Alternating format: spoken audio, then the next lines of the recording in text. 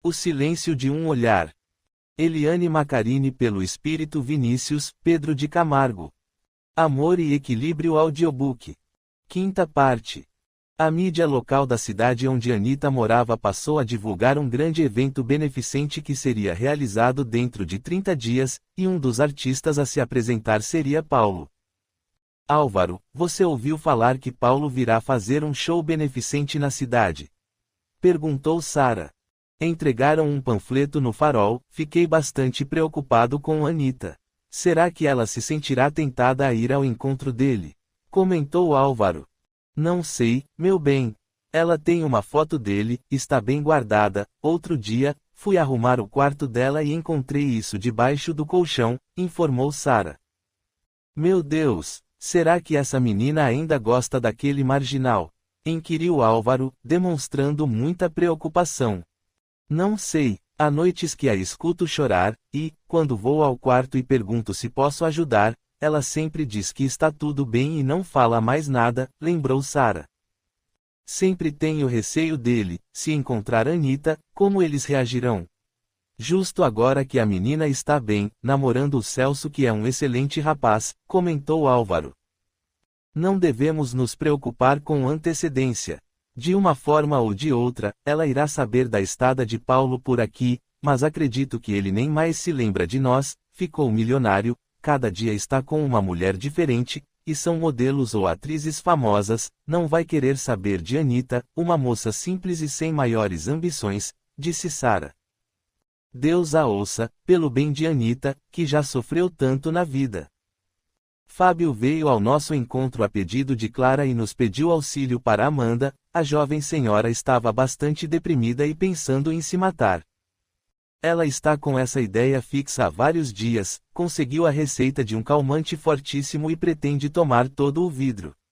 Precisamos de ideias para tentar chegar à sua mente, a energia que a envolve é bastante densa, e ela tem se mostrado refratária aos amigos espirituais que se aproximam para auxiliá-la a se livrar desse jugo.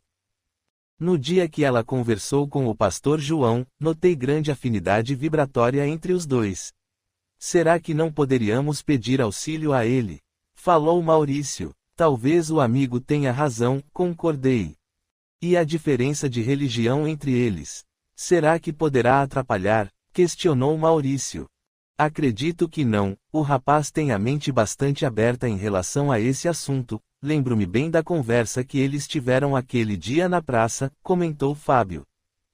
Tem razão, podemos então nos separar, Clara e Fábio ficarão ao lado de Amanda e vocês irão até o jovem pastor, aconselhou Inek.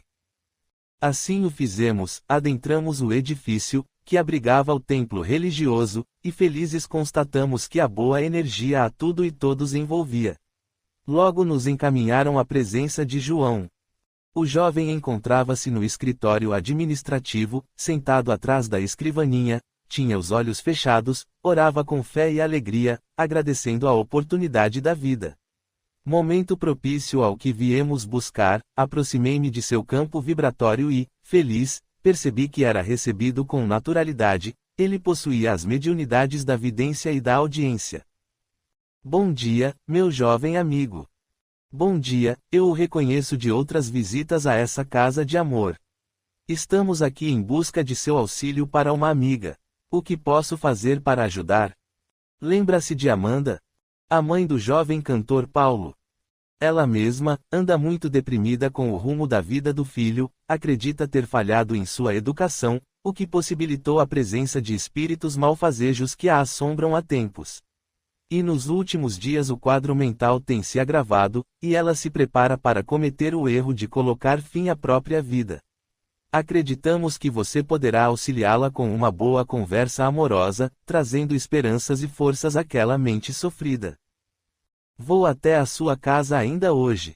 Obrigado pela confiança dos amigos.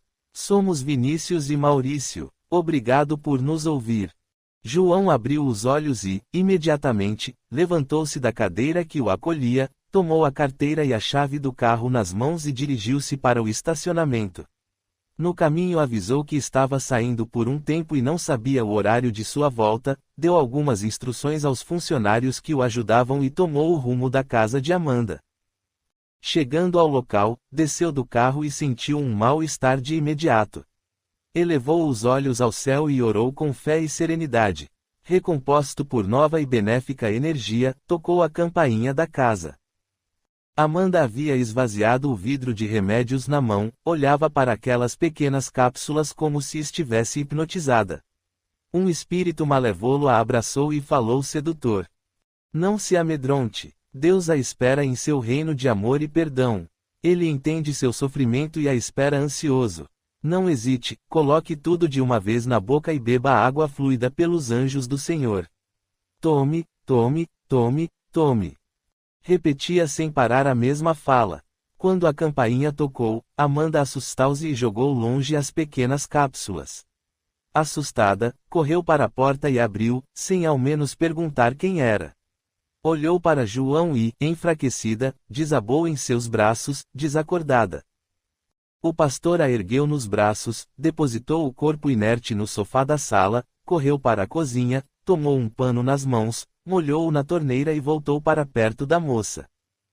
Observava o rosto abatido e pálido. Compadecido do visível sofrimento de Amanda, acariciou seus cabelos e orou, pedindo a Deus que a fortalecesse nesse momento.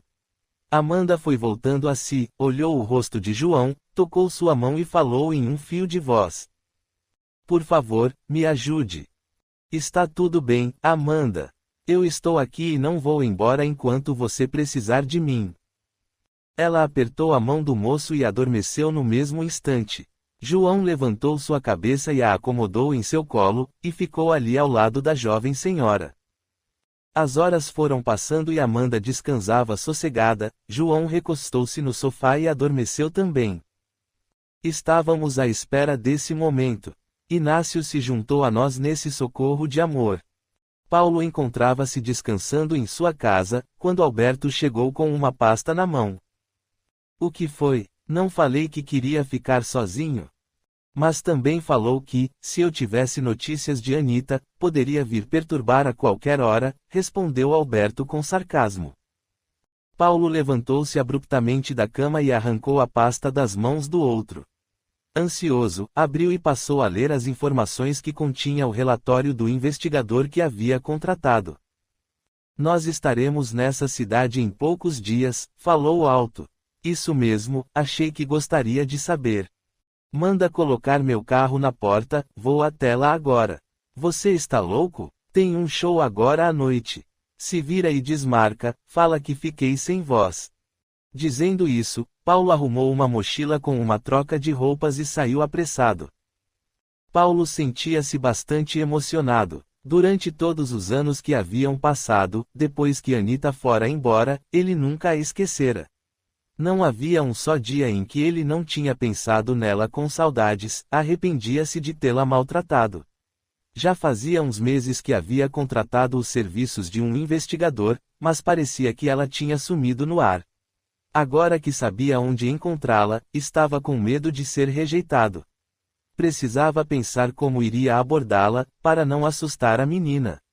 Corria como um louco pela estrada, com pressa de chegar a seu destino, e pensou aflito: que burro eu fui, poderia ter pegado um avião, chegaria mais rápido, mas não, é melhor assim, vou ter tempo para pensar.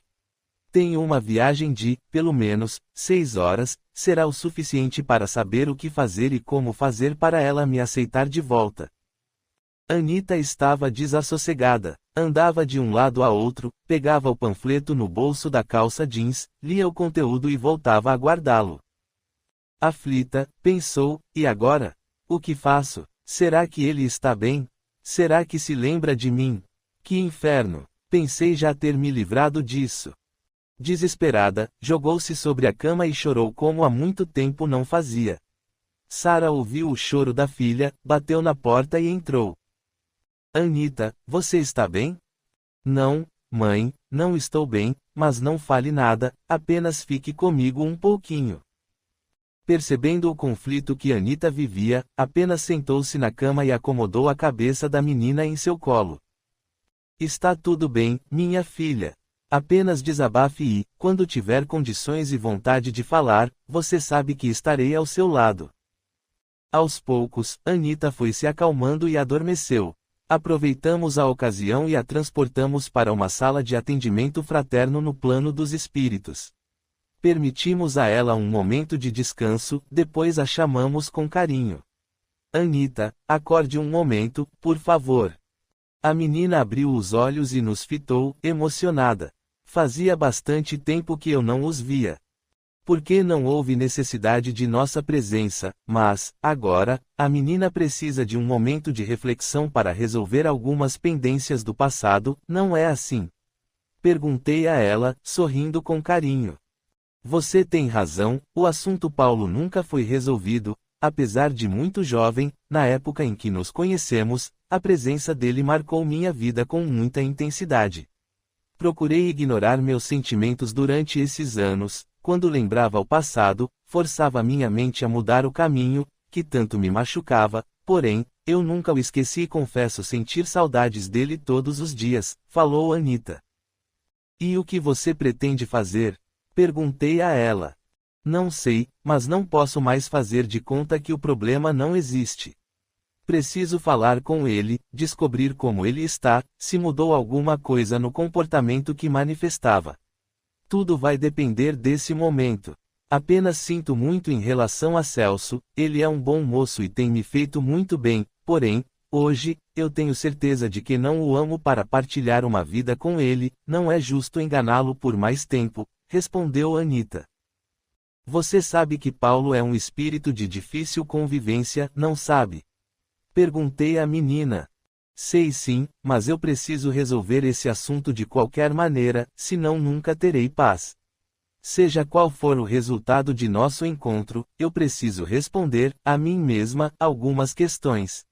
Além do mais, ele pode nem lembrar mais de mim, assim as coisas se resolveriam de uma maneira mais fácil, comentou Anita. Você tem certeza do que quer, minha filha?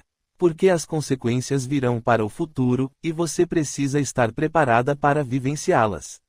Você sabe que as suas crenças e a maneira com que enxerga a vida são muito diferentes das de Paulo, precisa estar forte e firme em seus propósitos cristãos para não sucumbir às provas que, certamente, acontecerão, falei com mansidão. Acredito que sei, sim.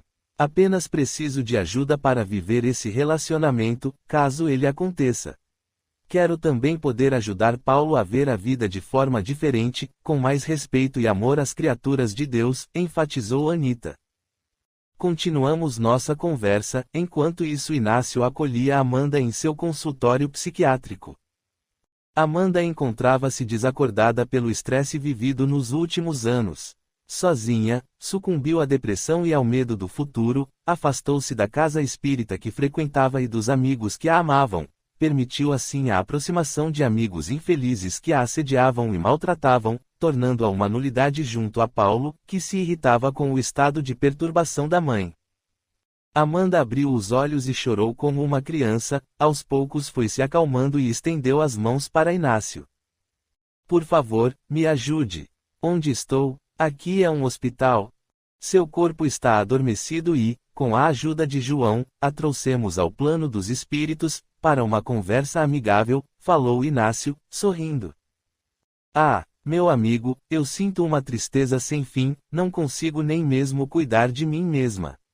Só penso em dormir e morrer. O que está acontecendo comigo, além dos problemas que enfrento com Paulo? Você sabe como acontecem os processos obsessivos, não sabe? Amanda olhou-me curiosa e, arregalando os olhos, falou, surpreendida com o raciocínio lógico do momento.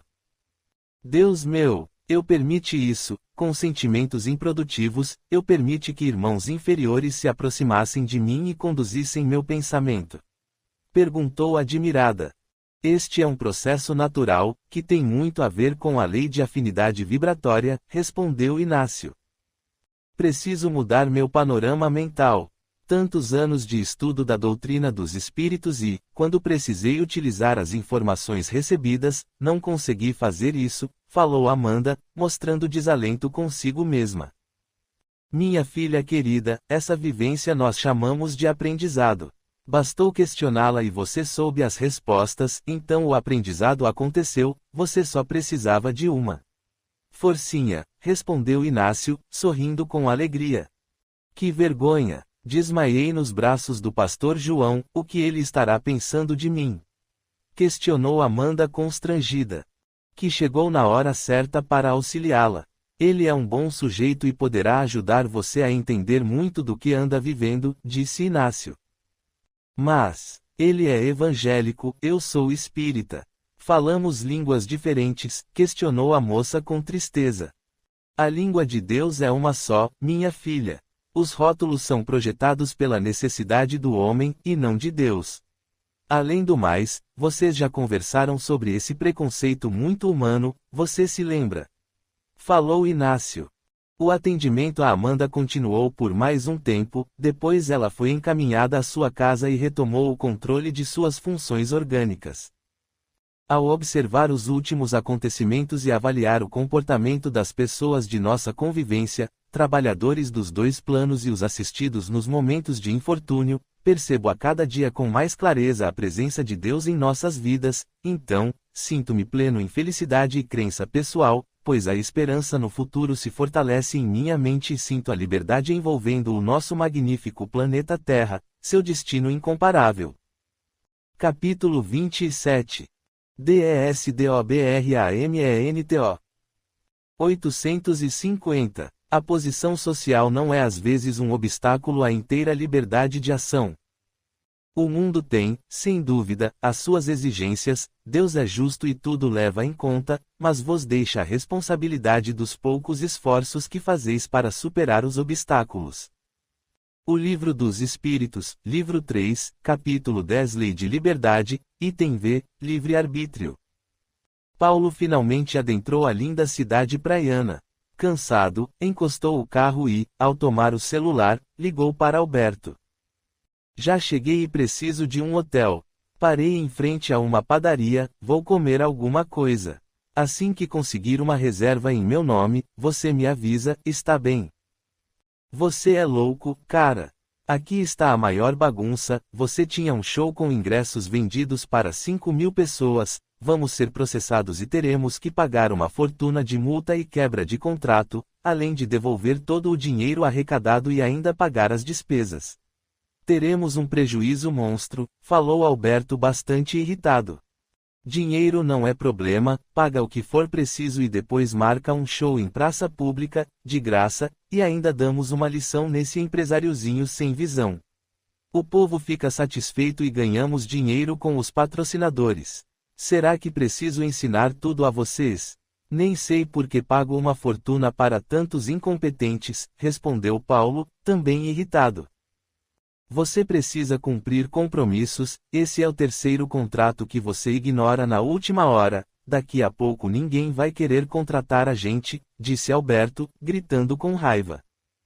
Contratar a gente? Contratar a mim, porque eu sou o artista, eu sou importante, nesse lodo todo, sem mim vocês não são nada, então não me amole e faça o que mandei, senão arranjo outro para pôr no seu lugar, ameaçou o jovem.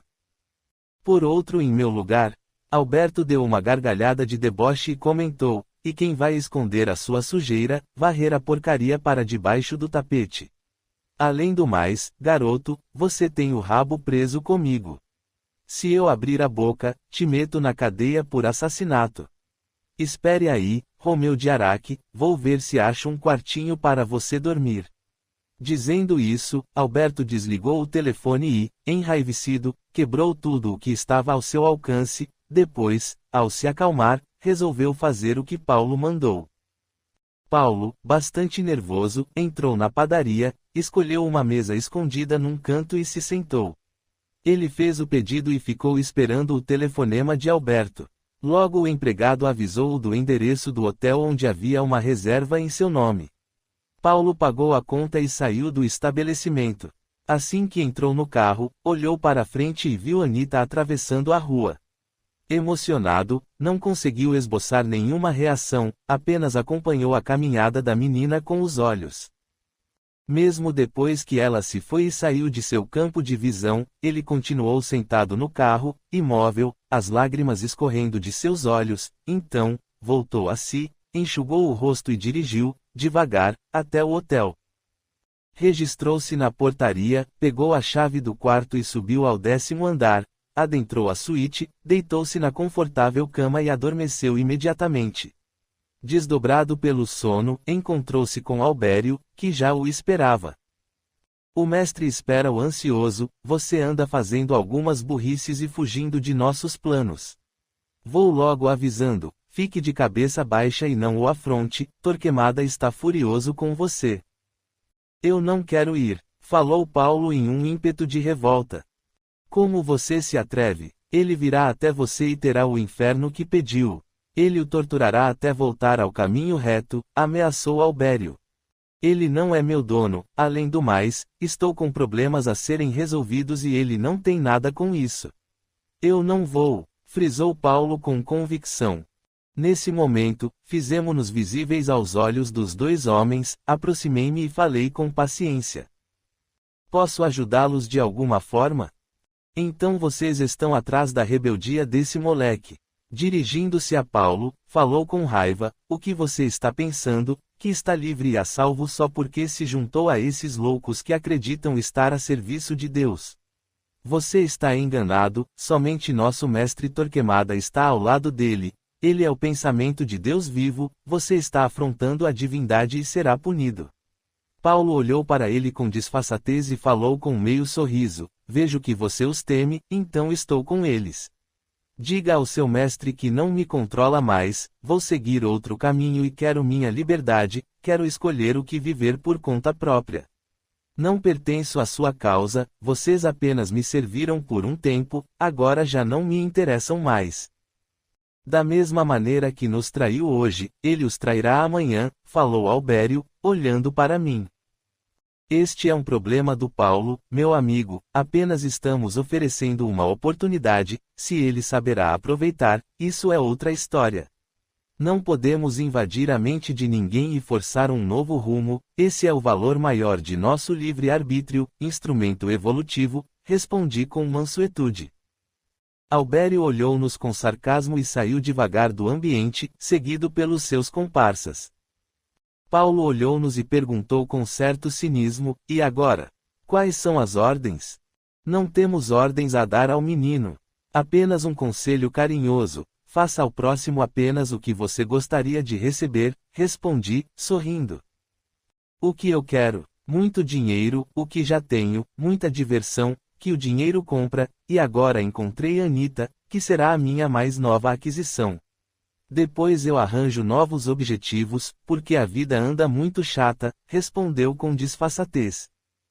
Você anda fazendo escolhas que trarão consigo consequências de igual qualidade, tem transgredido as leis morais, diuturnamente, e nem mesmo pode alegar ignorância de saber a diferença entre o bem e o mal.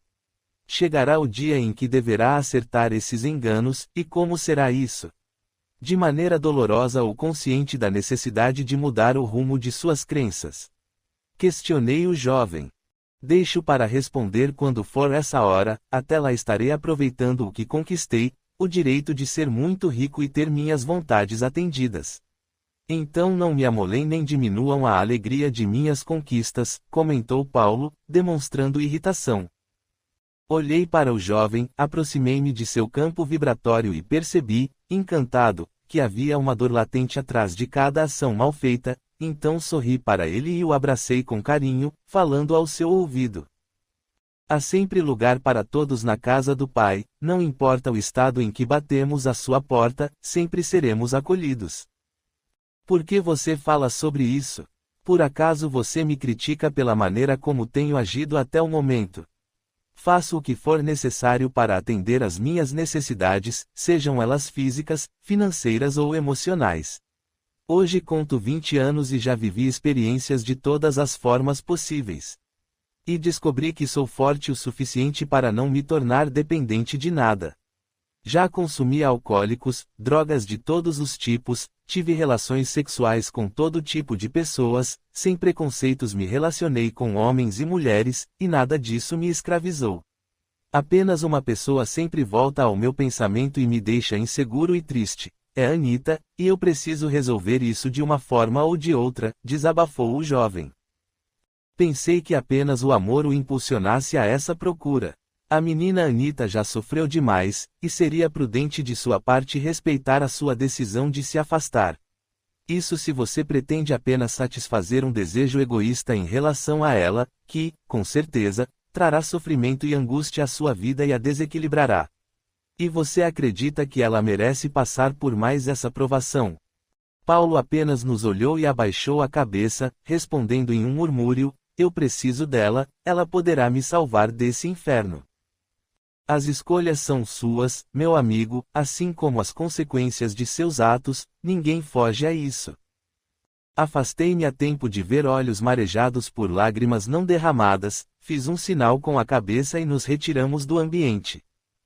A beleza da vida está nas reticências, pois sabemos que as respostas nunca estão prontas em nossas mentes, mas sempre em transformação em nossos corações. Capítulo 28. Será amor? 851. Há uma fatalidade nos acontecimentos da vida, segundo o sentido ligado a essa palavra, quer dizer, todos os acontecimentos são predeterminados, e nesse caso em que se torna o livre-arbítrio.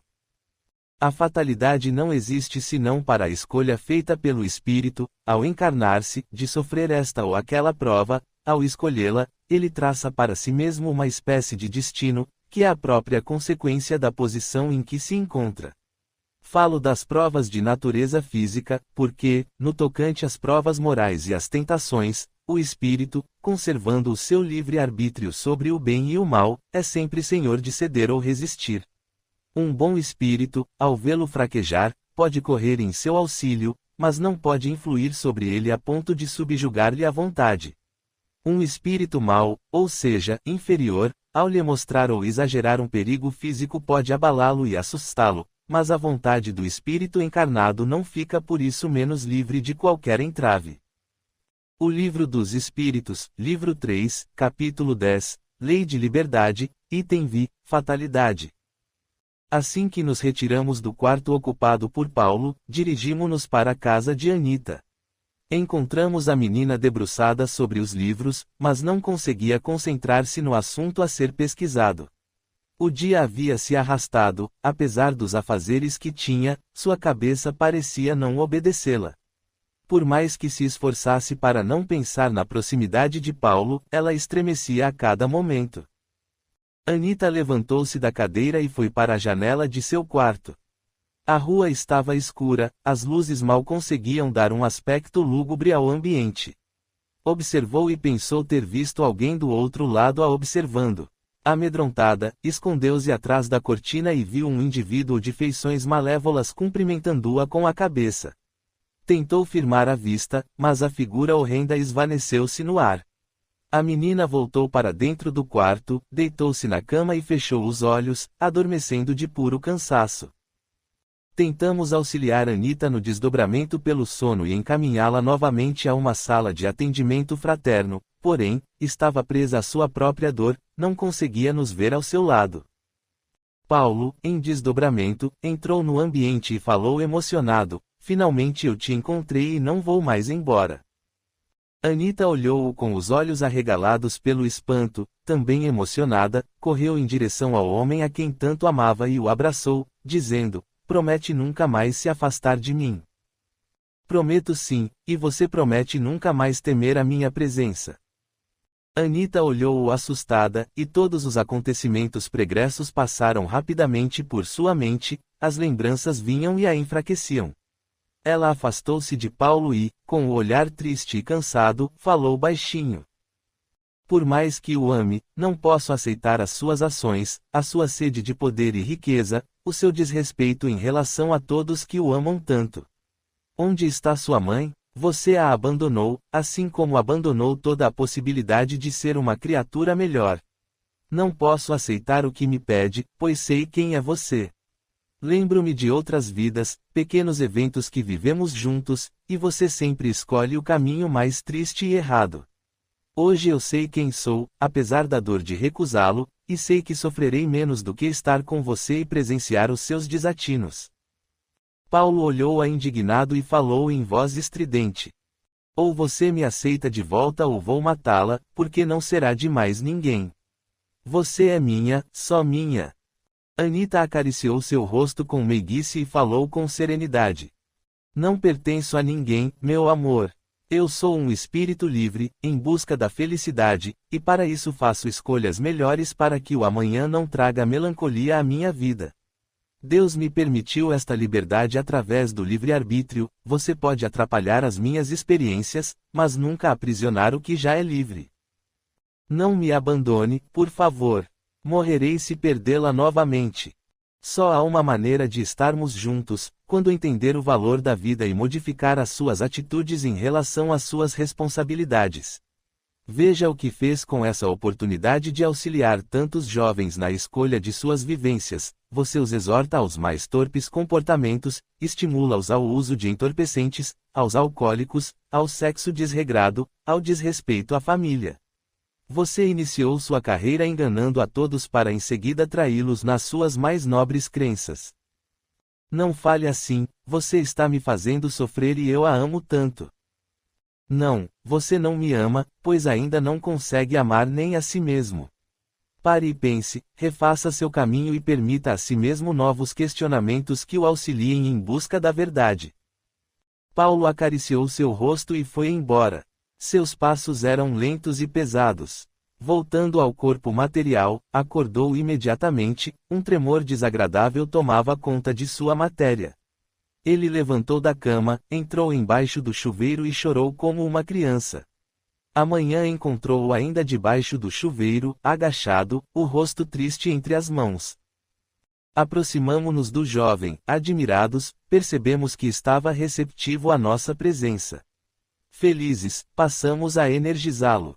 Ana aproximou-se mansamente e passou a cantarolar a canção que Amanda entoava todas as vezes que ele estava entristecido.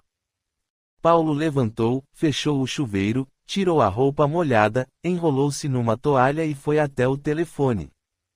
Mãe, sou eu, falou, chorando. Filho, o que houve, por que você chora? Mãe, eu encontrei Anita, ela está morando em Santa Catarina. Paulo, deixe essa menina em paz, ela já sofreu muito, meu filho. Eu sei, mãe, eu não consigo parar de pensar nela, e nessa noite eu sonhei com ela, ela dizia não querer nada comigo, que me ama, mas não me aceita como sou. E você, meu filho, você a ama? Eu não consigo imaginar um mundo sem Anita, esses anos todos sem saber onde ela estava foram um inferno. Você não me respondeu, Paulo. Você a ama? Se essa necessidade de alguém é amor, então eu a amo. Amar é querer o outro feliz, mesmo que longe de nós. Você estaria preparado para isso? Vê-la feliz e livre? Não sei, não sei se já consigo amar dessa forma. Só de pensar em Anita com outra pessoa sinto uma angústia muito grande, e fiquei sabendo que ela está noiva. Como você ficou sabendo? Aliás, como você encontrou Anita? Eu contratei um detetive particular, ontem ele me deu o endereço dela e eu estou aqui, não sei o que fazer. Você está em Santa Catarina? Estou sim, ontem eu a vi, foi por acaso. Paulo, o que você vai fazer? Eu não sei, lembrei de você porque me sinto muito só. Você viria se encontrar comigo, mãe? Vou sim, meu filho. Vou avisar no trabalho que eu não vou, depois pego o primeiro avião. Não se preocupe com dinheiro, eu pago todas as suas despesas. Paulo, você nunca entendeu que o seu dinheiro não importa para mim, eu tenho o suficiente graças ao meu trabalho e minhas economias, posso encontrar com você por conta própria. Desculpe, mãe. Está tudo certo, apenas me prometa não fazer nada até eu chegar. Eu prometo. Amanda telefonou para João e o avisou de sua decisão de encontrar-se com Paulo, contou a ele a conversa que teve com o filho. O moço, emocionado, comentou. Esse momento lembra a belíssima lição de Jesus sobre o filho pródigo. Amanda, o que você me contou é um hino de esperança para Paulo. Amanda conseguiu chegar ao seu destino à noite. Paulo a esperava no aeroporto. Assim que viu a mãe, os olhos do rapaz se encheram de lágrimas, correu e abraçou-a como nunca tinha feito. Paulo sentiu um alívio muito grande, sentiu-se amparado e protegido. Amanda olhou nos olhos do filho e percebeu que algo se modificara em seu íntimo, percebeu que ele sofria de verdade. Abraçou-o novamente e, acariciando seu rosto pálido, disse: Eu sempre estarei ao seu lado quando precisar de mim, nunca esqueça.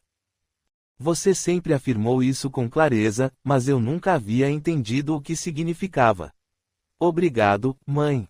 E o que você pretende fazer?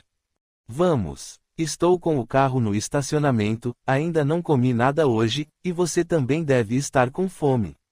Vamos a um restaurante sossegado e conversamos. Paulo dirigiu calmamente pela cidade, parou em frente a um restaurante simples e falou: Estive aqui há alguns anos, no intervalo entre um show e outro, é uma cantina italiana simples, mas a comida é muito boa. Está bom para mim, respondeu Amanda. Mãe e filho escolheram uma mesa mais afastada, logo o pedido foi feito e começaram a conversar. Mãe, eu pensei muito sobre o que fazer. Depois daquele sonho que contei a você, percebi que, se quero estar com Anita, preciso mudar a minha maneira de viver, mas eu não sei se consigo fazer isso, determinadas coisas ainda são muito atraentes para mim, e confesso que, por mais que tente ver como comportamento errado, eu não consigo. Dê um exemplo, Paulo. Relacionamentos fiéis. Se um dia eu me casar, seja lá com quem for, essa história de não poder me relacionar sexualmente com outra pessoa, para mim, parece caretice, idiotice.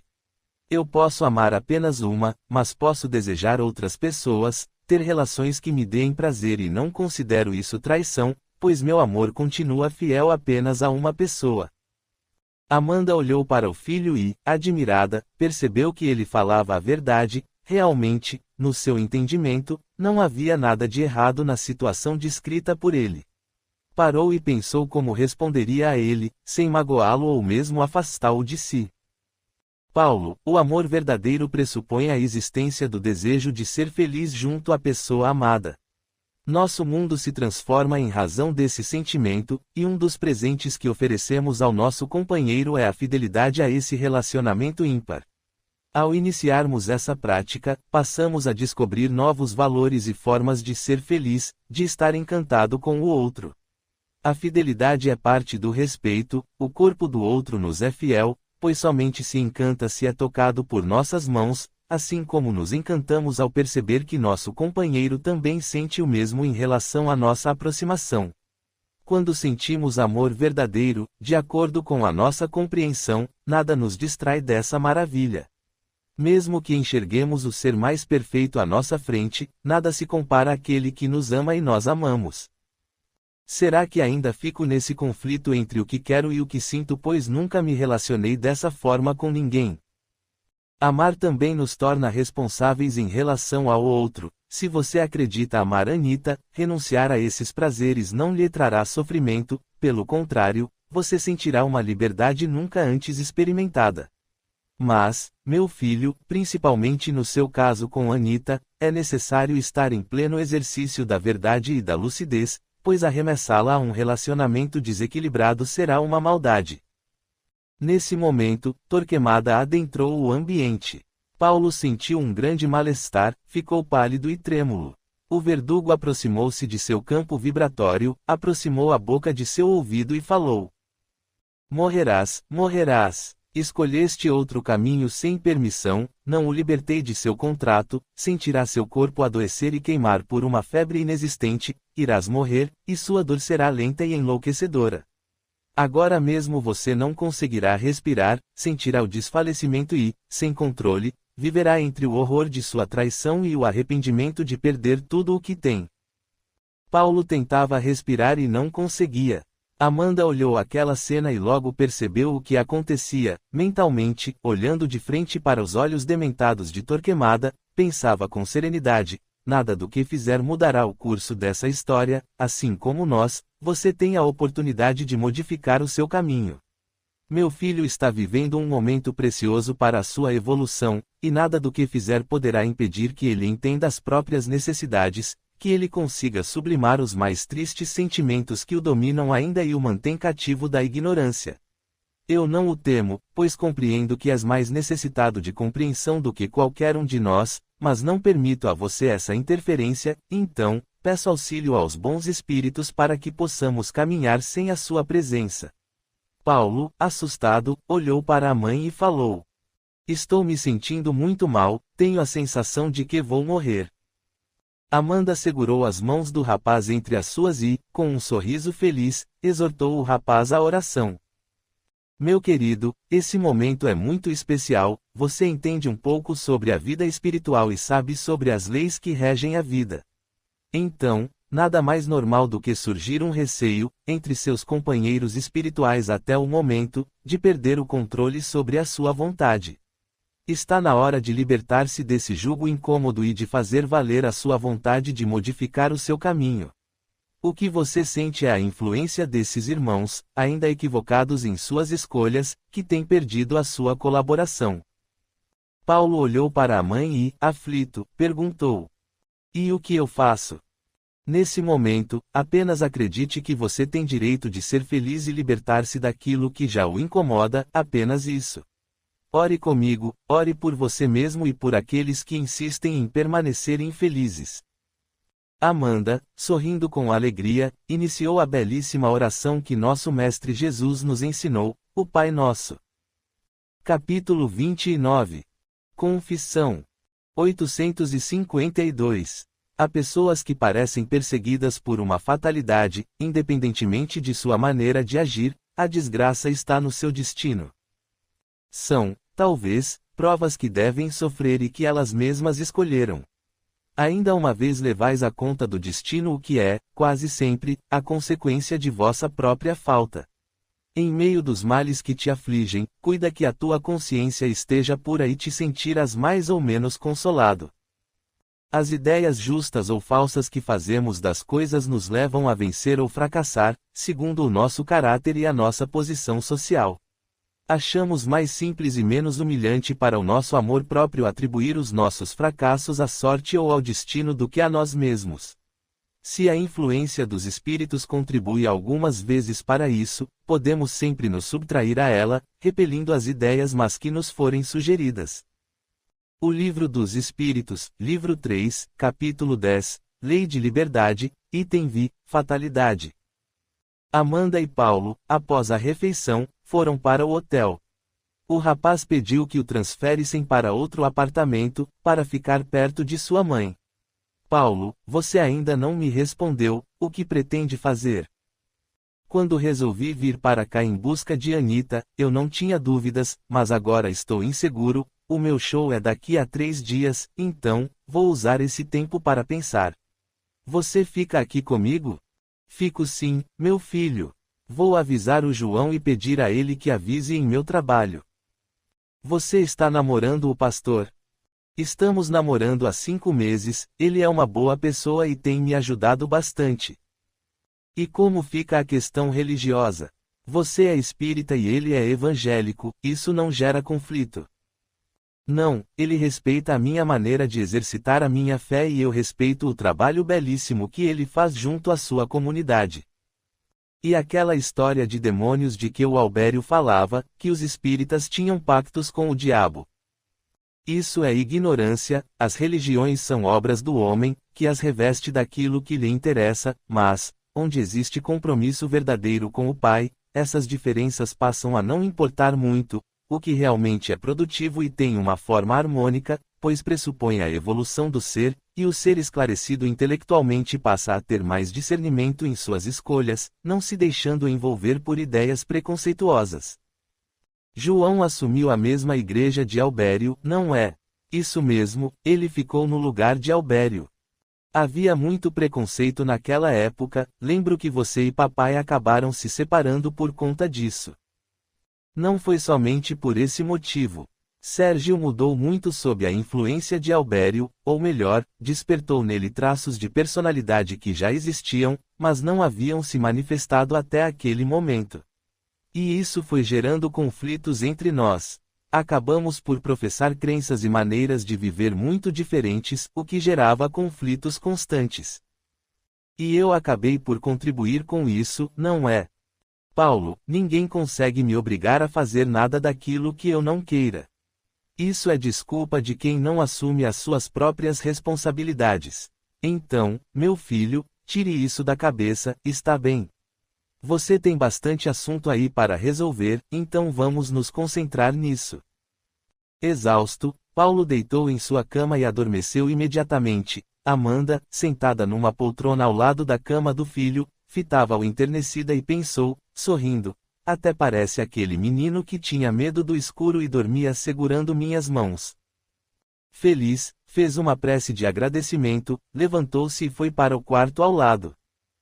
Fábio veio nos alertar de que Torquemada pretendia organizar um grande número de seguidores para atacar a casa espírita que nos acolhia.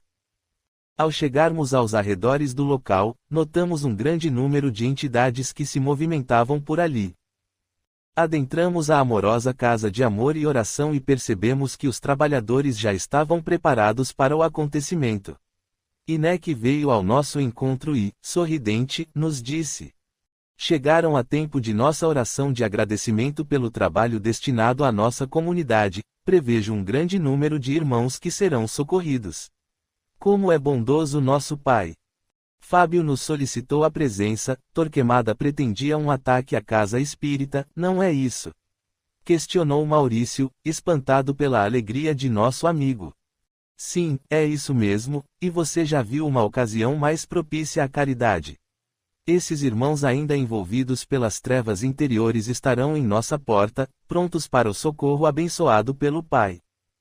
Você tem razão, respondeu Maurício, sorrindo, e completou: preciso exercitar esse lado otimista.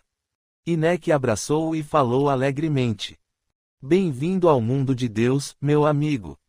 Em minutos, a turba enlouquecida, sob o comando de Torquemada, rodeava a casa espírita. Trabalhadores dos dois planos exercitavam a sua fé e a sua bondade. Aos poucos, diante da luz abençoada da oportunidade, o silêncio em forma de trabalho cristão frutificou e irmãos estendiam as mãos em busca de amparo e paz. Torquemada, com os braços cruzados no peito, olhou por baixo dos cílios, em silêncio, e nos afrontou com a presença dos 9 dragões de Cristo, como se intitulavam. Paramentados e orgulhosos, aproximaram-se de nosso grupo. Imediatamente, vimos-nos rodeados por irmãos melhores, que nos solicitaram humildade à prece bendita. Com os olhos marejados e doçura de sentimentos, oramos o Pai Nosso numa só voz.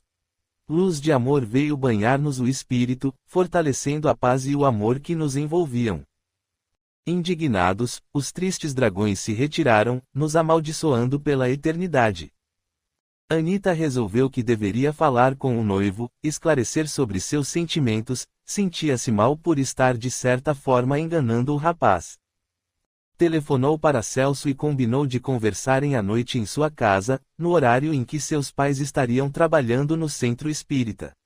Chamou sua mãe e pediu conselhos de como deveria agir com o rapaz. Mãe, hoje à noite, enquanto vocês estiverem no centro, estarei conversando com Celso. Segui seu conselho e pensei bastante, tentei imaginar minha vida, no futuro, com ele e não consigo pensar que passarei essa encarnação como esposa dele. Ele é um bom rapaz, mas eu não o amo para casar e ser fiel como imagino. Sempre estarei pensando em Paulo, sei que não temos futuro juntos, não da maneira como ele faz as suas escolhas, mas é ele que eu amo. E isso para mim seria uma traição para com Celso. Minha filha, você tem certeza de sua decisão? Perguntou Sara. Tenho sim, e esta noite eu acredito ter encontrado com Paulo em um sonho e conversado muito com ele. Eu lembro algumas coisas, daí vem essa minha certeza, respondeu Anita. Você sabe que terá nosso apoio sempre, seja qual for a sua decisão. Enquanto você conversa com Celso, estaremos no centro e oraremos por vocês, para que tudo saia da melhor maneira possível, falou Sara. Obrigada, eu sei que tenho em vocês muito mais do que pais, vocês são meus amigos fiéis, e eu não consigo imaginar uma relação mais afetuosa do que esta que desfrutamos, enfatizou Anita. Amorosa, Sara abraçou e orou em silêncio para que sua filha encontrasse um pouco de paz. Paulo e Amanda passaram o dia juntos, conversando e trocando ideias. Amanda contou ao filho as últimas experiências que viveu, sobre a depressão profunda que roubava sua alegria e esperança em dias melhores, sobre a triste ideia do suicídio e da chegada providencial de João à sua casa, e, depois, sobre a afinidade de sentimentos e pensamentos entre ela e o jovem pastor. Contou ao filho sobre seu pai, Sérgio, o desencontro de ideias e da maneira de conduzir a vida. Falou sobre a separação dolorosa, pois sempre pensou em envelhecer ao lado do marido. Contou sobre sua esperança sobre Sérgio, pois sabia que havia conhecido uma boa moça que o amava de verdade e que o incentivava a trabalhar honestamente, e não apenas viver à custa do filho, e que o pai de Paulo andava à procura de um recomeço. Paulo desabafou sobre os conflitos morais que andavam visitando sua mente, envergonhado, mas com firmeza, relatou os desequilíbrios vividos, facilitados pela riqueza e pela influência daqueles que administravam sua carreira. Contou que, após os 16 anos, tinha pesadelos horríveis, mas que também o excitavam de maneira prazerosa. Falou sobre a necessidade mais e mais intensa de emoções relacionadas ao sexo e às drogas, relatou as visões e a audiência de espíritos afins que o incentivavam a inovar sempre para ser modelo aos jovens incautos. Amanda chorou, abraçou o filho com muito carinho e perguntou: por que, hoje, tudo isso o incomoda? Não sei ao certo, mãe. Outro dia acordei com a impressão de ter conversado com pessoas muito bondosas e compreensivas, que incentivavam a melhorar minha conduta, principalmente, por Anita. Não sei como foi isso, não me pergunte nem me explique, porque essa lembrança da maneira como está me faz muito bem, tenho a sensação de não precisar mais temer a ninguém. Sinto que estou protegido e quero muito essa mudança, porque preciso de Anita, ela vai me salvar, tenho certeza. Querido do meu coração, Anita poderá ser no futuro a companheira que vai auxiliá-lo em um novo caminho, mas essa tarefa é sua e de mais ninguém. Acredito em suas recordações e creio na sua capacidade de modificar esse estado de sofrimento em relativa felicidade. Mas, não sei se tenho direito a isso, depois de tudo que fiz. Deus perdoa sempre as ofensas cometidas na ignorância do bem, e para isso nos dá a oportunidade da reparação por meio do trabalho de amor ao nosso próximo.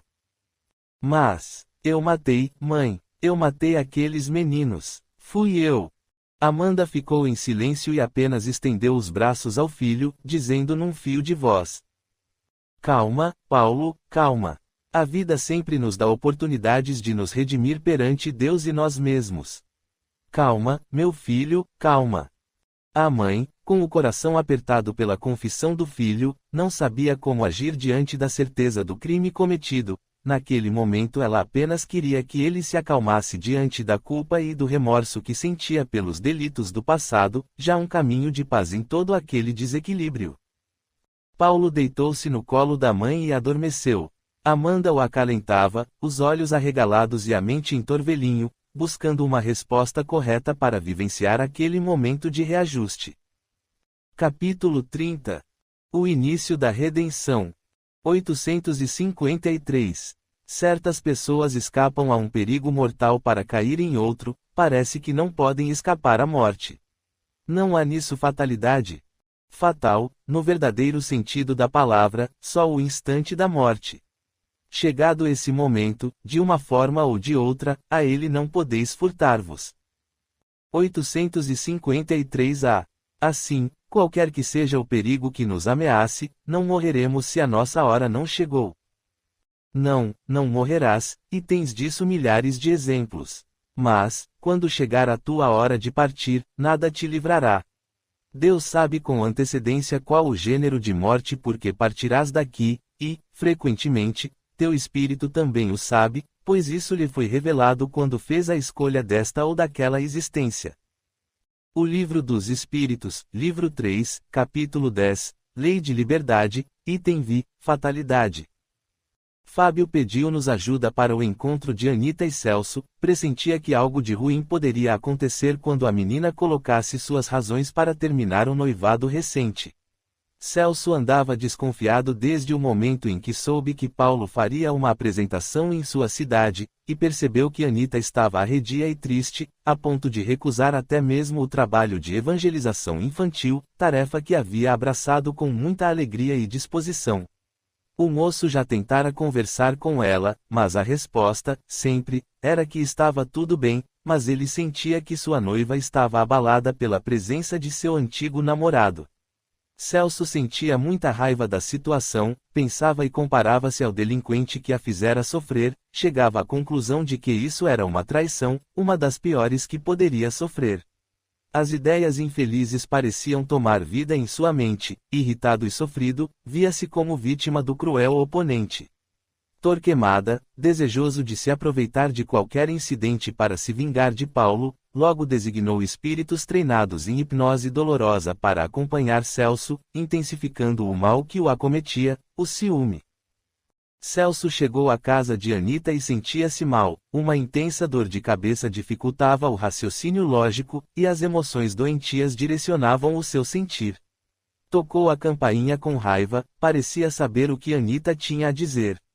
A menina abriu a porta e ficou assustada diante da expressão do moço. Celso, você está bem? O rapaz olhou-a com cinismo e falou, segurando-a pelo ombro, o que você acha? Dizendo isso, apertou-a num abraço desagradável e a beijou com violência. Anita debateu-se e empurrou o noivo assustada. O que deu em você? Por que fez isso comigo? Por que, não gostou? Aquele outro lá mandou os amiguinhos estuprarem você e quase a mataram, mas você ainda o quer. Quem sabe se eu fizer o mesmo passo a ter mais valor para você. Saia daqui, não quero mais que entre na minha casa. Saia. Celso, descontrolado, empurrou-a para dentro da casa, fechou a porta com um estrondo e tampou sua boca com as mãos. Com violência jogou-a no chão e deitou sobre ela. Anita, em pânico, viu a terrível cena de violência de sua adolescência se repetindo. Cedendo à pressão emocional, desmaiou sob o peso do corpo de Celso. Aproximamo-nos do rapaz e, com a ajuda de companheiros de nosso plano, conseguimos intenso choque anímico que o tirou da hipnose dolorosa. O rapaz levantou-se de um salto e, horrorizado, viu a menina inerte no chão. Amedrontado, abaixou-se e viu que estava sem pulsação, em pânico, saiu correndo para a rua e a abandonou. Amanda ainda abraçava Paulo quando o rapaz acordou, gritando o nome de Anita. O que foi, filho? Anita, ela está em perigo, ela precisa de mim. Venha, eu sei onde ela mora. Amanda apenas o seguiu, sentia que Paulo estava certo, algo estava acontecendo com Anita. O rapaz dirigiu como louco pela cidade, em poucos minutos estacionava em frente à casa da menina. Desceu do carro correndo, empurrou o portão de entrada e viu que estava aberto, seguido por Amanda, entrou na casa e encontrou, desmaiada no chão da sala, Anita, que estava pálida e imóvel. Amanda tentou sentir a pulsação e não conseguiu, alarmada, gritou, ela está morta.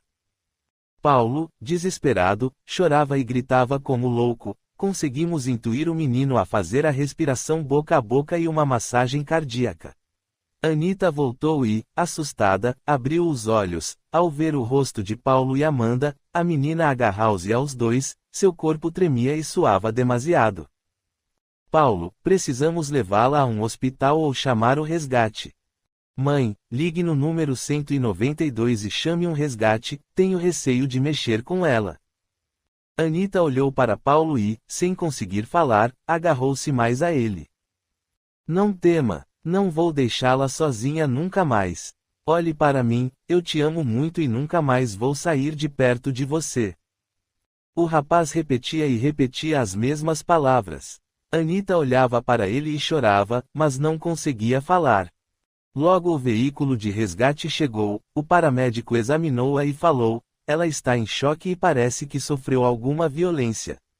Como vocês a encontraram? Meu filho teve um pressentimento, sentiu que ela estava em perigo e nós viemos para cá imediatamente, onde a encontramos no chão, desacordada, tentei ver se tinha batimento cardíaco e não consegui encontrar. Meu filho fez respiração boca a boca e massagem cardíaca, aí ela voltou e está assim desde então. Provavelmente seu filho salvou a vida desta moça. Emocionada, Amanda chorava e abraçava o filho, que segurava a mão de Anita. Anita foi removida para o hospital mais próximo e internada, imediatamente, na sala de emergência. O médico de plantão a examinava quando percebeu um grande hematoma na zona abdominal, com urgência, pediu uma ultrassonografia. O resultado chegou e mostrou que havia uma ruptura da cápsula que recobre o fígado e também laceração do tecido do órgão. Paulo e Amanda foram informados pelo médico do estado de saúde de Anita. Após definir o diagnóstico, Paulo perguntou: "E isso é grave? E por que aconteceu?" Essas lesões são graves e importantes, dependendo da extensão e da reação do organismo do paciente. Isso pode chegar a ser fatal, pois acontece significativa perda de sangue. O fígado é um órgão importante e muito vascularizado, daí a gravidade da hemorragia. E a paciente Anita demonstra extensa lesão de impacto. O que aconteceu com ela? Informou o médico. Nós não sabemos, estávamos no hotel, onde nos hospedamos, e Paulo dormia profundamente. Em um determinado momento, acordou em pânico, dizendo que Anita estava em perigo. Quando chegamos à sua casa, ela estava no chão, muito pálida e inerte. Tentamos escutar seu coração e não conseguimos. Paulo passou a fazer respiração boca a boca e massagem cardíaca, informou Amanda. Ela desmaiou diante do impacto e da dor que deve ter sentido. Provavelmente, você salvou sua vida, concluiu o médico. E agora, o que pode ser feito para ajudá-la? Questionou Paulo. Ela está estável até o momento, então vamos observar a evolução do quadro. A paciente será levada para a unidade de terapia intensiva e monitorada de tempo em tempo por tomografia computadorizada. Caso não haja evolução da hemorragia, o fígado é um órgão que se regenera de forma rápida e eficaz, então tudo ficará bem, explicou o médico. Mas ela ainda está em perigo? Perguntou Paulo. Está sim, mas aguardemos com fé em Deus. A menina ainda é bem jovem e parece ter uma boa saúde física. Vou chamar um neurologista e um psiquiatra também, ela está em choque e será necessária a avaliação. Outra coisa, eu preciso informar a polícia através de um boletim médico, que será registrado e questionado. Vocês precisam nos informar nomes e números de documentos, por favor, solicitou o médico. Está bem, doutor, eu faço isso. Paulo, me dê seus documentos, pediu Amanda. Amanda, após cumprir as formalidades necessárias, foi se juntar a Paulo na sala de recepção. Paulo, precisamos encontrar os pais de Anita. Você sabe o telefone deles? Está aqui na agenda de meu celular. Mãe, você faz isso? Faço sim, meu filho. Amanda telefonou para a casa da menina. Sara atendeu ao telefone e, estupefata, escutou as notícias. Imediatamente, informou ao marido e os dois dirigiram-se ao hospital. Amanda, meu Deus, o que houve com Anita? Perguntou Sara, abraçando a amiga de tantos anos. Nós não sabemos. Quando chegamos à sua casa a porta estava aberta e ela, desacordada no chão. E como vocês chegaram lá e por quê? Amanda contou a história a Sara. Paulo, quieto a um canto, ansioso, pela primeira vez em sua vida ensaiava uma conversa com Deus. Eu sei que não sou boa coisa, que sempre fiz tudo visando apenas aos meus interesses, mas, nos últimos meses, sinto uma necessidade grande de sentir amor dentro de meu coração. Estou insatisfeito e depressivo, nada do que ando vivendo me interessa ou agrada. Não sei o que é isso ainda, não sei se esses sentimentos vão durar, ou se daqui a pouco estarei de novo sentindo prazer com as bagunças rotineiras. Hoje, aqui, sabendo que Anita pode morrer a qualquer momento, preciso acreditar que existe algo melhor do que tudo isso nesse mundo, alguém que, realmente, cuida de nós, que nos perdoa, mesmo antes de termos consciência de que estamos errando. Então é a você que peço ajuda, não para mim, mas para Anita. Ela é uma boa pessoa, sempre fez tudo certo, e sempre sofreu a ação negativa de pessoas como eu. Eu peço por ela, para que encontre forças para sobreviver a mais esse ato de violência que deve ter sofrido. Quando eu estava dormindo, vi um sujeito sobre o corpo dela, e também aquela imagem que me persegue e me rouba o bom senso, ele estava ali, extasiado com esse horror. Não sei o que pedir, mas liberte Anita desse monstro, liberte Anita desse fardo, liberte Anita até mesmo de mim, se for para ela ser livre e feliz.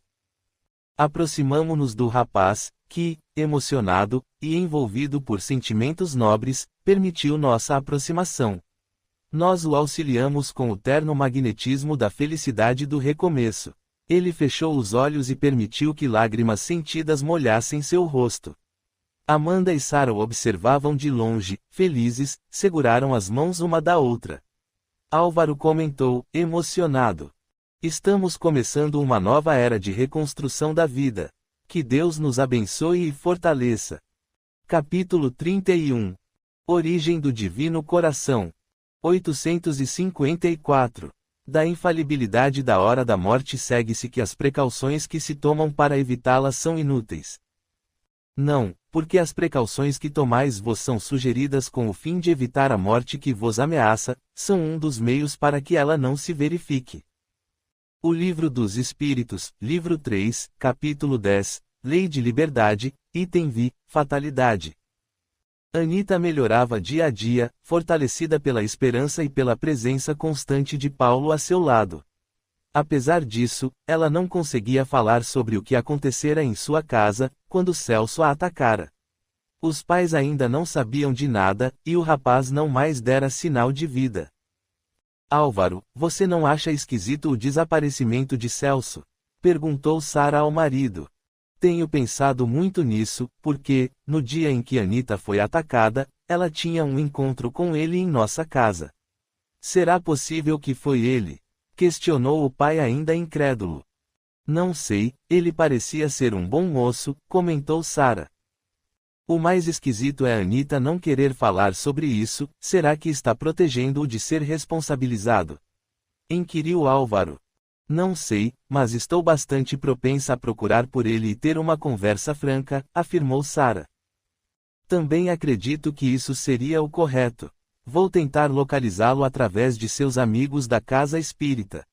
Observamos a conversa entre o casal, depois saímos caminhando pelo bairro residencial daquela belíssima cidade praiana. Vinícius, não seria ideal que Celso enfrentasse os seus erros. Afinal, ele cedeu ao lado obscuro de sua personalidade, e a correção se faz necessária em todos os aspectos de nossa vida, comentou Maurício. Sabemos disso, meu amigo, o que não sabemos é qual o melhor momento de cada um. Será que ele tem condições de entender o mal que fez para Anita? Será que ele, em seus sentimentos equivocados, não a considera a origem de seu desequilíbrio? Perguntei ao jovem amigo. Mas, enquanto encarnados estamos sujeitos às leis civis, e o não cumprimento a elas nos torna infratores. Em experiência passada, mais especificamente em minha última encarnação, cometi vários crimes contra a sociedade e o meu próximo. Acredito que, se tivesse sido penalizado de início, teria também despertado para esse fato e, talvez, não tivesse chegado ao ponto que cheguei de desequilíbrio emocional, comentou Maurício. Fazemos escolhas todos os dias de nossas vidas, e esses momentos de dor e sofrimento são permitidos pelo Pai como instrumentos de aprendizado. Precisamos apenas deixar o orgulho e a vaidade de lado, repensar nossas atitudes por meio da observação de nossas reações, caso contrário, mesmo sujeitos à punição por meio das leis da materialidade, ainda seremos tão ignorantes a ponto de nos considerarmos vítimas dessa mesma sociedade, respondi, ao mesmo tempo tentando entender a lógica da colocação de Maurício e relembrando passagens das excelentes obras da codificação, nos trechos que versam sobre esse assunto. O assunto sempre é abordado entre o perdão e a responsabilidade de cada um, conforme o seu entendimento, mas sempre direcionado ao cumprimento das leis naturais, e as leis civis são um caminho ético para se atingir a compreensão suficiente para que a moralidade acorde em nossa mente. Acredito que sempre o melhor e mais correto deve ser feito, afinal vivemos em sociedade, e os enganos cometidos como seres sociais devem ser levados à sua justa reparação, esse também seria um caminho a ser percorrido em busca de nossa educação. Enquanto refletíamos sobre o assunto, Fábio veio juntar-se a nós, informando sobre a necessidade de engrossarmos fileiras de trabalhadores de nosso plano a fim de nos dirigir a uma cidade umbralina denominada Poço das Almas. Ali havia outra instituição reencarnacionista dirigida por um espírito que se fazia conhecer pelo nome de Fernando de Aragão, tendo ele se filiado ao grupo Os Dragões de Cristo. Essa instituição é conhecida no submundo espiritual por origem do Divino Coração. Acreditamos que o nome adotado teve sua origem em uma expressão utilizada por instituições católicas, Divino Coração de Jesus. Os 9 representantes estarão reunidos para adotar algumas medidas bastante agressivas em relação a um novo reencarne. Esse espírito vem sendo preparado para assumir as atribuições de Paulo, visto que o jovem não correspondeu às expectativas do grupo. Sempre fico confuso com essas referências feitas a Jesus e a Deus por esses grupos que acreditam estar a serviço do Pai, falei introspectivo. Realmente é algo contraditório, pois a destinação desse louvor tem um objetivo insólito, comentou Fábio. Como poderemos auxiliar? Perguntei ao amigo Fábio. Vamos nos reunir a outro grupo. Neste momento o coordenador dessa intervenção nos explicará o que será feito, como também a ação dos irmãos envolvidos nesse trabalho. Deslocamo-nos para um prédio localizado no litoral paulista, que abrigava a agradável casa espírita. Demétrio, o amigo que coordenaria o trabalho, recebeu-nos com alegria. Sejam bem-vindos, precisamos do auxílio dos amigos, visto estarem familiarizados com o trabalho nos abismos de dor. Demétrio era um homem alto e forte, aparência que mantinha desde a sua última encarnação, trabalhara como pescador nos arredores marítimos da costa brasileira. A aparência o tornava respeitável no submundo espiritual, visto que a compreensão dos mais ignorantes ainda era associada à materialidade. Agradecemos a oportunidade de mais um momento de aprendizado. Gostaríamos de saber como poderemos ajudar nesse socorro de amor, respondi feliz pela oportunidade de um novo trabalho e aprendizado. Desceremos aos abismos próximos à instituição reencarnacionista, eles mantêm por lá um edifício que abriga espíritos dementados, em terrível estado de desequilíbrio e deformação perispiritual, que se submetem a sessões de hipnose nociva. Essa prática é destinada ao treinamento de espíritos que se aliaram a essa comunidade. Infelizmente, o socorro mais sutil não foi eficiente, pois esses irmãos não controlam mais suas mentes e necessitam, com urgência, do socorro redentor. Iremos com a intenção de libertar esses irmãos do jugo malévolo, visto que não mais desfrutam do livre-arbítrio consciente, tal o grau de dependência e demência a que chegaram. Sairemos ao alvorecer do dia vindouro, anônimos e elevados em sentimentos melhores, o que será a nossa defesa no ambiente fluídico que adentraremos. Para isso devemos nos reunir à agradável sala de oração e leituras edificantes a partir da próxima hora. Estamos felizes pelo convite ao trabalho de amor. Seguiremos as instruções necessárias ao preparo de nossa missão, respondeu Maurício emocionado. Recolhemo-nos à sala indicada por nosso anfitrião. O ambiente era claro e o ar bastante límpido, as paredes que compunham o local e nos isolavam do exterior eram construídas de doces vibrações de amor e conforto. O ambiente contava com parco mobiliário, algumas cadeiras reclináveis e estantes com livros impressos em material semelhante ao do papel do plano material, e outros que podiam ser acessados através de um instrumento bastante fino que obedecia ao comando mental e mudava de página ou mesmo o título da obra sugerida. Alguns canteiros adornavam o ambiente, o qual estava perfumado graças a pequenas e perfeitas flores, que davam à sala uma aparência de frescor e alegria. Posicionamos as cadeiras em um círculo e sentamo-nos, cada qual imerso numa obra edificante, vez ou outra, um companheiro nos convidava à prece meditativa. Assim passamos aquelas inesquecíveis horas de preparação. Ao raiar do dia, Demétrio nos convidou à prece matinal, subimos ao mirante do prédio que nos abrigava e oramos, observando o alvorecer de oportunidades. Dirigimo-nos à comunidade Divino Coração de Jesus, A exemplo de outras vezes, sentimos que os fluidos que caracterizavam essas zonas purgatórias eram densos e davam a todo o ambiente aspecto sombrio e triste. Cruzamos com algumas entidades que demonstravam desânimo e muita tristeza. Mantivemo-nos em oração durante a caminhada. Assim que cruzamos os grandes portões, admirei a organização física da comunidade umbralina. Espíritos enraivecidos e vestidos como os antigos soldados da Inquisição Espanhola marchavam em grupos de 13 pela cidade, impondo medo aos moradores, que se escondiam nos mais fétidos buracos. Invisíveis aos olhos daqueles seres embrutecidos por suas próprias dores, avançávamos com amor por aquela cidade de sofrimento. Chegamos à entrada do prédio, onde se encontravam os espíritos infelizes que motivaram a ação de nosso plano. Adentramos o grande edifício e logo percebemos que a energia, que a tudo envolvia, nos fazia lembrar os dias mais frios e chuvosos do plano material. Alcançamos um grande salão, mobiliado como um auditório, à frente um palco, local ocupado por um espírito, que deduzimos ser um mestre. A sua aparência era franzina, olhos vivazes, o cabelo ralo e branco como a neve, à primeira vista nos parecia um ancião de inigualável bondade. Porém, ao penetrarmos a densa energia que o envolvia, percebíamos ser apenas manipulação mental do perispírito, visto a sua maleabilidade e flexibilidade. Ao nos aproximarmos, a visão era bem diferente, deformações importantes já se instalavam na região genésica, os órgãos possuíam características dos dois sexos, muito avolumados e impregnados de vermes mentais, a região torácica estava coberta de ferimentos que sangravam sem interrupção. No entanto, o ponto que chamou a atenção estava localizado na cabeça desse infeliz irmão, múltiplas ligações mentais podiam ser observadas. Ao fixarmos nossa atenção percebemos um grande número de espíritos que agiam junto ao pretenso mestre, num admirável sincronismo de ação e pensamento.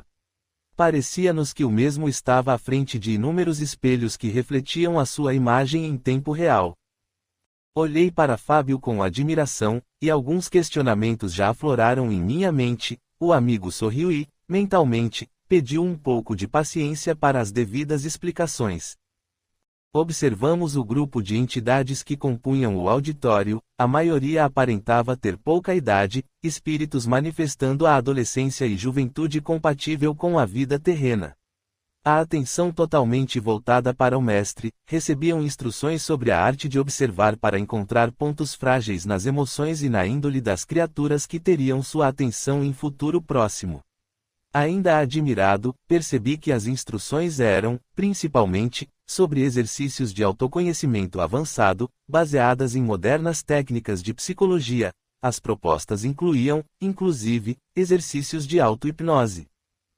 Terminada aquela aula, Demétrio convidou-nos a visitar o berçário, local onde eram armazenados espíritos desencarnados na forma ovoide, destinados a acompanhar alguns reencarnantes destinados à convivência belicosa com suas famílias, verdadeiros projetos reencarnacionistas que tinham como objetivo minar as oportunidades de evolução moral dos familiares com os quais partilhariam experiências terrenas, enquanto outros infelizes irmãos portavam para seu futuro planos sutis de vingança, como também ação direta visando a dificultar o exercício caridoso de alguns irmãos que haviam planejado auxiliar a humanidade em seu processo de aprendizado cristão.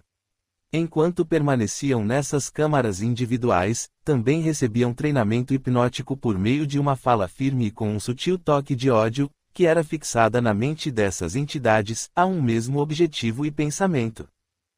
Saímos desse grande salão e nos dirigimos a uma sala hermeticamente fechada.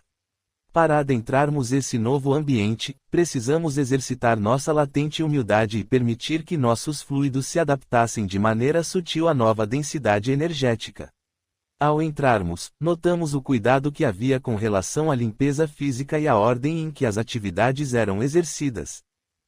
Ao nos aproximarmos conseguimos identificar algumas formas de pensamentos que ilustravam o futuro desejado a essa criatura. Seu destino terreno seria uma família frequentadora de uma comunidade religiosa bastante duvidosa, e sua função, arrebanhar almas através de promessas falsas, baseadas na própria ciência terrena e no Evangelho de Jesus. Seu objetivo principal seria oferecer destino religioso aos mais abastados, uma forma fácil e certa de enriquecimento e domínio do poder mundial. Um pastor de almas que perpetuaria o próprio inferno de Dante na idade contemporânea, ele seria um ponto de coesão entre os poderosos, infiltrando-se em todos os setores da vida pública, exaltando os dementes a assumir o controle de nosso planeta. E ele estaria lá, à frente de tudo, dominando mentes e situações necessárias à sua permanência no poder. Entristecido, percebi que, se a humanidade não despertasse para sua origem divina, vivenciaríamos uma nova idade das trevas, e a vida religiosa no planeta voltaria a usar a Inquisição para controlar as mentes mais livres e educadas por meio do horror das fogueiras santas. Quantos de nós estaríamos, novamente, lutando contra a ignorância dolorosa? Com muito cuidado, o próprio sumo sacerdote daquela comunidade, que se intitulava Fernando de Aragão, tomou nos braços o pequeno fardo e, cercado pelos outros 8 dragões, deslocou-se do prédio que abrigava a instituição reencarnacionista. Aportaram à frente de uma enorme mansão, ladeada por imensos jardins e pomares. O seu interior ricamente mobiliado exalava densa energia. No andar de cima, adentraram aposentos luxuosos, onde um casal se preparava para consumar um ato carnal, desprovido de amor e carinho. Os dragões aproximaram-se no instante em que o homem ejaculava, liberando grande quantidade de espermatozoides. 4 dos senhores passaram a energizar aquele que daria ao reencarnante as características adequadas ao planejamento encarnatório. Nesse instante, Demétrio solicitou-nos interferência na ação do grupo. Infelizes diante de suas escolhas, aproximamo-nos, carinhosamente, instruídos a mudar o curso genético da nova forma orgânica que receberia o espírito necessitado. A equipe de nosso plano juntou-se a nosso grupo, emocionado, senti a suave vibração de amor, sublime característica de espíritos melhores. Auxiliamos, confiantes, o caminho de luz que fortaleceu o espermatozoide correto para que a oportunidade de refazimento fosse esperança no futuro da humanidade. Após a consumação do ato carnal, a belíssima e bem cuidada mulher da relação, de nome Camila, virou-se para o parceiro e falou entre dentes. Até que enfim, pensei que esse suplício fosse demorar até o amanhecer. Você já teve o que queria, agora me deixe em paz. Tudo bem, princesinha, tudo bem. Quem sabe não foi hoje que você engravidou? Respondeu o marido com sarcasmo.